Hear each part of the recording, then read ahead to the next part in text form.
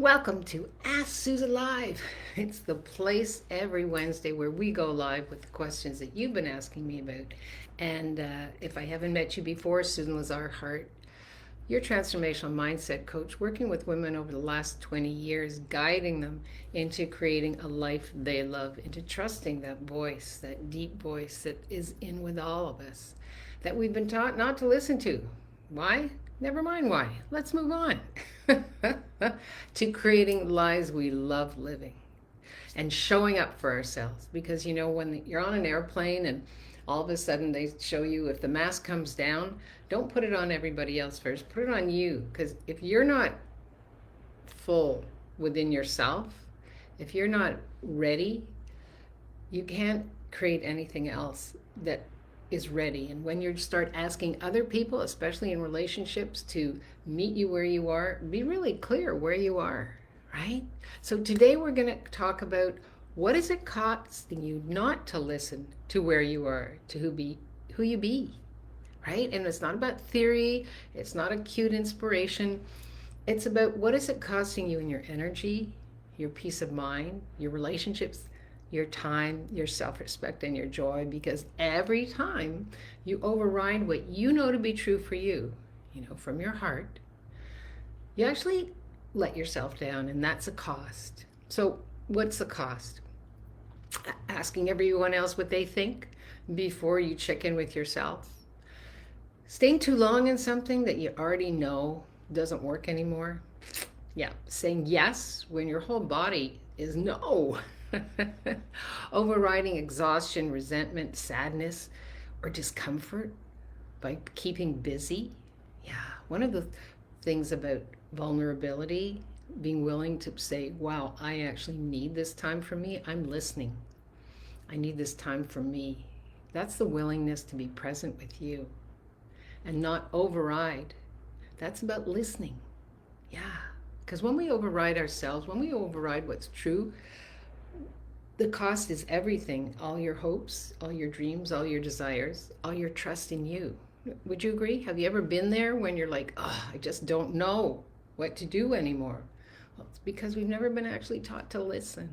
Because you do know. It's that stream that runs within you, that quiet voice, that nudge, that whisper of awareness. That's your knowing. It's not somebody else's. Yep. How many times have we called our inner knowing confusion? Because acting on it feels inconvenient. Not now. I'll do that later. I'll do this. I have to do this for everybody else. Yeah. Well, the time is now. If not now, when? Yeah. Speaking to you from somebody who's 73 years of age. If not now, when? This is your time. Whether you're 20, 30, 40, 50, or 60, now is the time. And this part matters because a lot of women think not listening to themselves has to look dramatic. It's like, oh, no, there's no drama here. It's about the willingness to be vulnerable. So what does it cost you when you keep abandoning what you know to be true for you? It costs your self-trust. Yeah. Every time you betray yourself, you weaken that relationship with yourself. And then you start to believe something that isn't true, that you don't know, that you can't trust yourself, that everybody else, that I'm never, whatever that story is that you're holding on to. Remember, the story you hold on to, the story you hold on to holds on to you. Yeah. And it costs you energy. And it takes enormous amount of energy to override what's really true for you. What else does it cost? So we've said it costs energy. It costs clarity. It costs clarity because the more you ignore you, the harder it becomes for you to actually hear yourself. So we've talked about energy, we've talked about clarity. It costs you time. You stay too long in your story. You delay your decisions. You keep circling. And what does that do? It costs you joy. So we've talked about energy, clarity, time, and joy. And it costs you, above all else, your sense of self. Who am I really? You begin living from other people's expectations, their desires, their needs, and their wants. Any of this sound familiar? Yeah. You look for approval instead of owning what you know to be true for you. Now, why do we do this? Well, this is where you bring compassion and depth to this conversation. Women don't stop listening to themselves because they're busy or because they're weak or because, I love this one, Susan, you're too sensitive. It's because we were rewarded for being easy, good, accommodating, and responsible. At some point in your life, ask yourself, wow, do I have a belief system holding all of this in place? Did I learn to read the room before I learned to read myself? How many of you were taught, read the room? What about reading yourself first? How many of you were brought up not to disappoint people?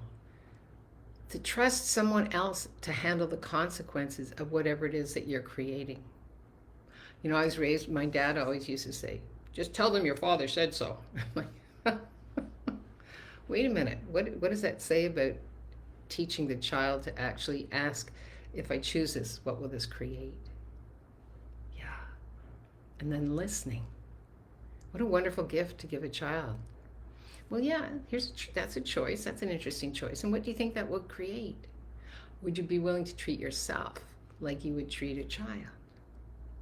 Same heart, same voice, different body, that's all. How many of you have been so disconnected from what you want for so long that you don't know that voice anymore? This is a part where it's about asking to deeply understand this conversation. And, you know, we've gone through a lot in a short amount of time here. So this is a conversation I want you to put on replay and have a listen to again and pop in your questions. I don't see any here, so we'll see if you have a question on what we're talking about listening to yourself, or you have a takeaway. Please put it in the comments below. And if you're watching this hashtag replay, in the comments below, because you know I'm interested in where we are going in this conversation and how we can actually shift and change those belief systems into creating a life you love. So what's the turning point here? We've talked about what the costs are. So what do you realize? What can you do when you realize the costs are too high? You can ask these questions. What do I already know here that's true for me? And just be with it. You know, I'm a big believer in writing things out. If you have a thought, an idea, if you keep it up here, do you ever notice you're just going round and round and round and round and round? I'm encouraging you to write down the question and then be with what comes out. Just free thought. No premeditation. No, this is my story. Yeah. So, questions. What do I already know here? What am I pretending not to know? What is not tapping into my voice holding me back from? Ooh, that's a good one. Yeah. Where am I overriding myself on repeat? When we repeat our story again and again and again, this is why this always happens to me, or this is what has happened to me, or I'm this way because when we repeat that story, we're telling our brain and our body and our nervous system, this is where we're most comfortable. Even if you're saying, but Susan, I'm not comfortable being like that. Yeah, there's part of you that that leans back into what was, so you don't have to actually play with what could be. And here's the last question I have for you. You know I'm all about being in the question. Questions open up windows of possibilities. Answers, they just close them down and have you holding on to what's holding on to you. What would it look like to honor what I know in one small way this week? That's my biggest question for you. What would it look like to honor what you know in one small way this week? And write it down here. I want to hear what you have to say. So here you go. Write down that question. What would it take? Then notice it. And then notice where you're not listening to yourself. When you go into pattern, repeat. And name the cost. What's it costing you? Well, let's see. If I keep doing what I have been doing, it costs me my dreams, my hopes, my desires, my wants, my sense of possibilities. Yeah. Rather than what could I invest in? Right? Here's that cost. What could I invest in? I could actually invest in 10 minutes a day of whatever that is that you desire. Maybe it's going for a walk. Maybe it's journaling. Maybe it's working with a mentor. Because we all, need, I have this picture of a shovel. I know, weird brain, right? We all need that shovel to help dig us out of where we are. Because all the stories over all the years, we've dug ourselves a really, really nice hole. But it's not about trying to get out of it. It's about working with somebody to help you get out of there. So if it's costing you emotionally, physically, spiritually, practically, choose one thing. Ask that question. And I'm going to repeat it again. What is it that you could shift and change? See, I've changed the question again. What is it that you could shift and change? That you could actually take one bold step in trusting you and listening to you. And I know, you know what, there's so many different ways to do this. I'm working with a client who just was stuck in a way of thinking. And I asked her, okay, so what's one step? Where do you want to be in the long run? And she wrote it down. We talked about that. And we bring it back to the present. Okay, what's one step you could take today?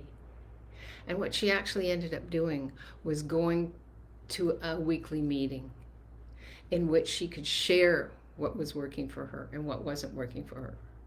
And those are the kind of meetings that you're not alone, you feel heard, and you walk away with a tool. And for me, that's what the Self-Trust Reset Workshop is all about, that I'll be offering at the end of July. It's a 3-day workshop in which we actually sit down with these questions. It's not about listening to me talk and seeing a lot of slides and blah, blah, blah. No, that doesn't work for me. And I know it doesn't work for you, or you wouldn't be listening to this. It's about getting down and dirty and really doing the work, asking the questions. Because remember, when you're not listening to you, to your voice, to your heart, to your dreams, it's only because you were trained to be that way. And what you were trained to be, you can untrain. What you've been entrained to be as a personality, you can untrain it. And how do we do that? One bold step at a time. So, if you want the next step right now, have a replay, have a listen, do the journaling, let me know what's popping for you. And if you're interested in joining me for the 3-day reset workshop, at the end of July, put reset in the comments below, and I will fill you in on all the details. It's going to be awesome. It's about gathering together with like-minded people and really writing out what is it that's working for you, what is it that's not. And you know that it sounds very easy, but unless we dedicate some time, space, place to actually do the work, trust me, it doesn't get done. It doesn't get done. I've had years in which I've had to identify what's working, what's not working, and sit down with it and create the change. And you know what else happens when you do that? The universe is listening. And all of a sudden you're like, oh my God, I couldn't believe how fast that happened for me. Yeah, because everything that you desire, it's already out here for you. It's just about trusting it and listening to your voice in creating a life you love. Let me know what's popping for you. I love these Ask Susan Lives. Pop in your questions. And I wonder what else is possible when you start listening to you. Here's to creating lives we love boldly, one step at a time. Live boldly, love greatly, and be that fearless leader you came here to be. One who's willing to let go of what isn't working and start asking those deep questions. Like, if I'm holding on to this, what is it really costing me? What belief system am I holding on to that if I let it go would give me all of me? Mwah. Thank you so much for this. Again, I'm going to check in. If you're watching this on our YouTube channel, please subscribe, like, tell a friend, and pop in a comment and share. Please share this. If you know there's somebody that you know would really benefit from this, it's a kindness in sharing this. So please, please do. Big love from Montreal. Bye-bye.